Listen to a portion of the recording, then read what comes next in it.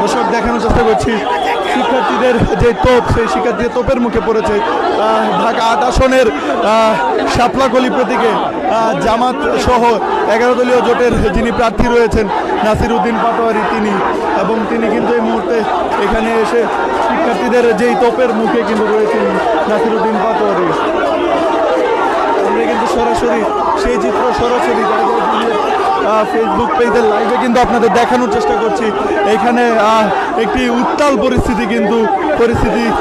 পরিস্থিতি এখানে বিরাজ করছে। দর্শক সরাসরি সেই চিত্রই দেখানোর চেষ্টা করছি দিনের লাইভে। নাসিরউদ্দিন পাটোয়ারিকে ঘিরে কিন্তু ভুয়া স্লোগান দিচ্ছে, তার পাশাপাশি ডিম নিক্ষেপ করছে, কিন্তু তাকে দেখে কিন্তু এই মুহূর্তে ডিম নিক্ষেপ করছে।